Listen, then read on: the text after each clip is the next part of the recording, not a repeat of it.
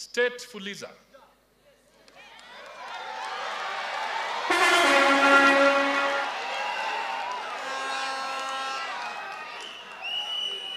Has turned Kenya into a pariah society. Kenyans Fuliza 1.2 billion daily. Lastly, last year, Kenyans borrowed 351 billion. Now every other Kenyan is a fugitive from Fuliza, with several disguised phones. Ladies and gentlemen, kwa hivyo tusidanganyane.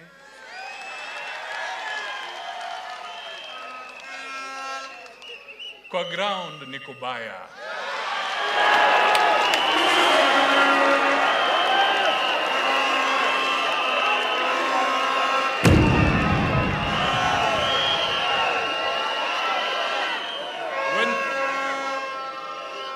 When things were this bad in ancient Greece, and intolerance was a malignant tumor, Euripides, an Athenian playwright who lived between 480 and 406 BC, had the courage to vow, I would rather die on my feet than live on my knees.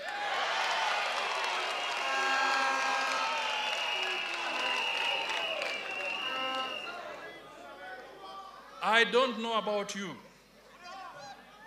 and I don't know about you either. But certainly, I don't want to live on my knees in my own country. Indeed, how can we be proud that the government has bankrupted itself and the people? How can we accept to live on our knees? Kenya is at a dangerous crossroads. The government is suffocating the goose that lays the golden egg. It is borrowing to pay salaries. Many businesses have downsized, closed down, or relocated from Kenya. The labor sector is in the intensive care unit.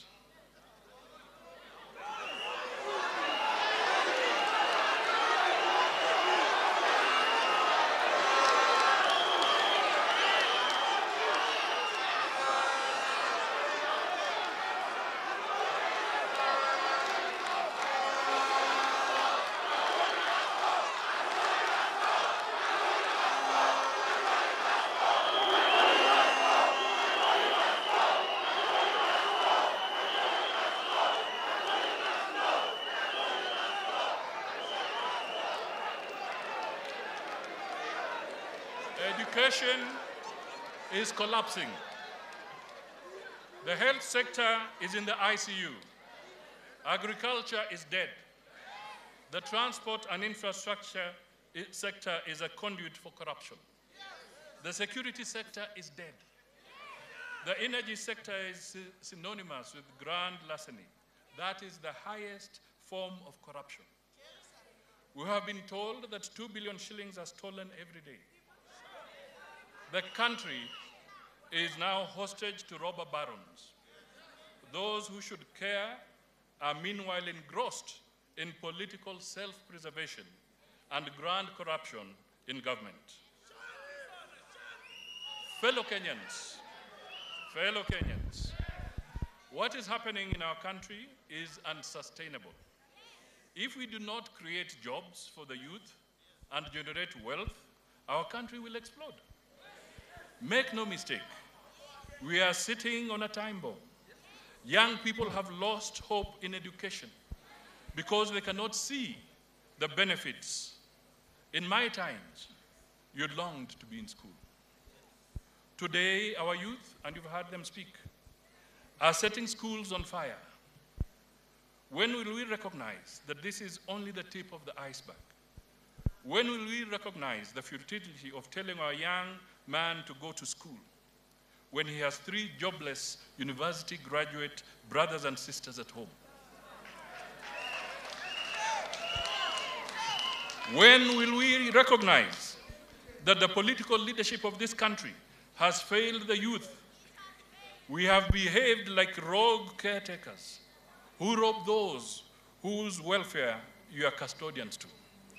Young people are left with the motorbike as their only hope. Who has cheated us that this is sustainable? Agriculture is dead. Farmers across sectors are agonizing. They don't know whether to throw in the towel or to try one more season. Each year is a new season of net loss on investment. The sugar farmers, the tea farmers, the coffee farmers, the rice farmers, you name them.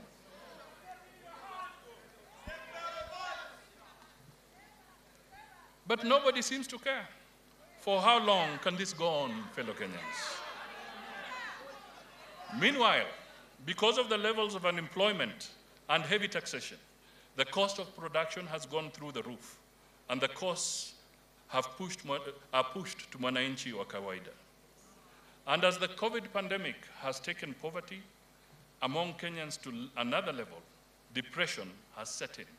Violence has overwhelmed us at home and away. That is the way it is. Tusidanganyane.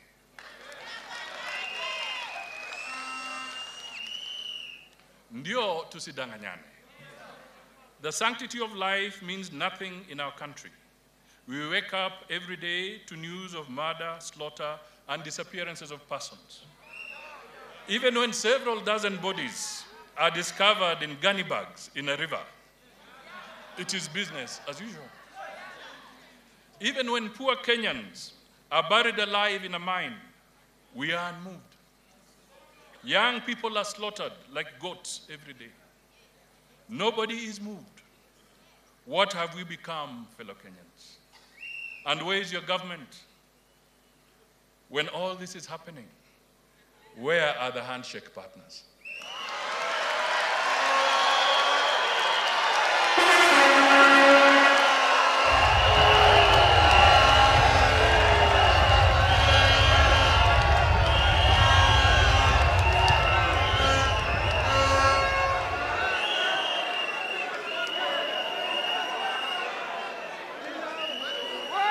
We have lost sight of the meaning of government. Government is now about formalized corruption through budgeting to steal. We have allowed the criminal mind to take over the budgeting process. It budgets for corruption.